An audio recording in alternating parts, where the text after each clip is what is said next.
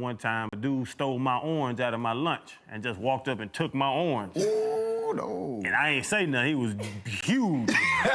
But it was that check of like, yeah, you bad as you are, somebody out here battle. His name was Big Butch. Big Butch took my orange. Yeah, always. I ain't had to worry about that. I had some guys kind of looking after me. Big Butch asked you gonna eat your cornbread? Well, Big Butch walked up. He went around the cell. It had a sandwich, a milk, and an orange. And the orange is the best thing in the meal.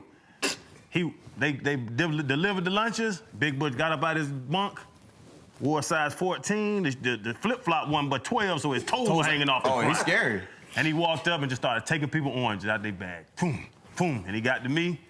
I opened my little bag. I handed it to him. You handed it to him? I got it. I want to go. Here you Y'all go. gotta be easy. I could've made this hard for you today. Nah, not today. I'm an All-American. I ain't get my ass whooped over no orange. You keep this fucking orange. Yeah, it's over.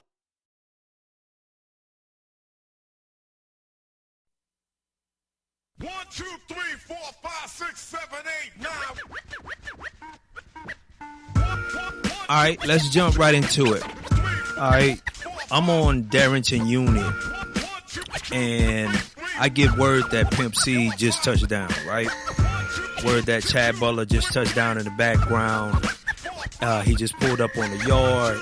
I was working in the kitchen at the time. Smit D, a Face Mob, he was on the wing.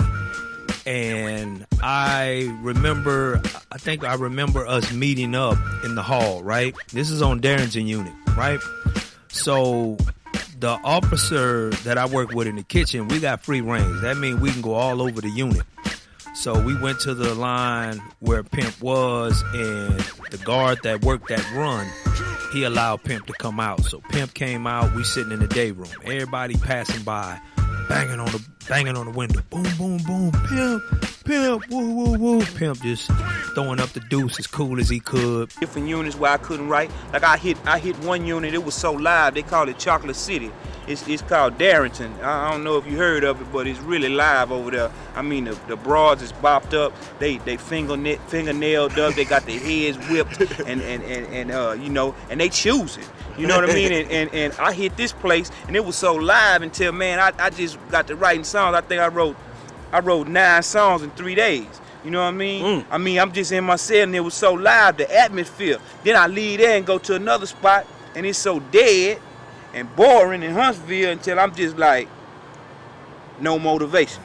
Alright, yeah, what up, man? What up, man? You know what I'm saying? Like, he's speaking to everybody. But anyway, me, Smit D, a couple other brothers from a group we had called The Outfit, right? We sitting there talking to him, and Smit D predominantly doing all the talking, right? So he's talking to Pimp, and Pimp talking about, you know, their touring days, and he's talking about creating a song that initially became one of the songs that he got a Grammy for, right? International Players, right? That he did with Juicy J and DJ Paul. So, you know, we at the table, I'm beating on the table, and, you know, we going back and forth singing different songs for him, right? So I did a song called Death Row Stories, and I'm rapping it to him, and he's just like, damn, like, he's just, you know, like, damn, y'all boys, y'all got it going on.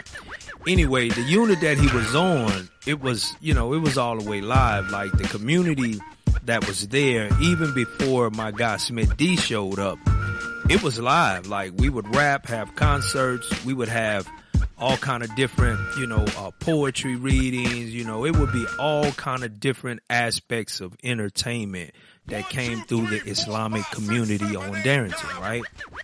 So, me being a Muslim at that time, being on that unit, you know, everything ran through, you know, pretty much ran through us in terms of like the things that were live on the unit. You know, the unit, they had cell phones, we were getting DVDs from the world, I was getting beat tapes.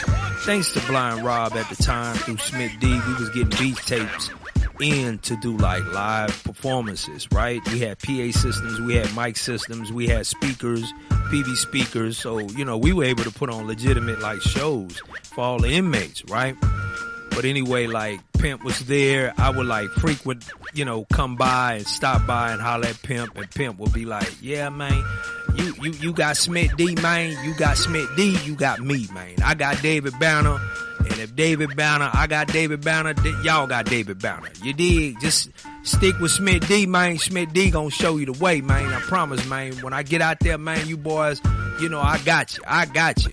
You know, so, you know, Pimp word was his word. But, yeah, as we know, you know, he passed away before we were able to touch down. And I remember when I touched down that we did a short interview with Julia Beverly for his book called Sweet Jones, Pimp C's Trill Life Story. And a lot of these stories, well, I'm not going to get into everything right now. I'm just going to give y'all bits and pieces because that's the way we do over here, man. Got to keep y'all baited in. Can't give y'all the whole story. But to make, you know, things short, I'm going to get into some of the Coffee Brothers stuff, the Devin the Dude stuff, the, you know, Face, Tony Draper, you know, some stories about Jay Prince.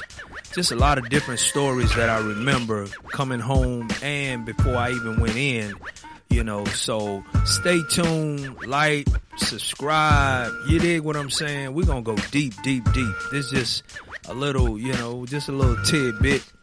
But BigBazzLife, like, comment, subscribe.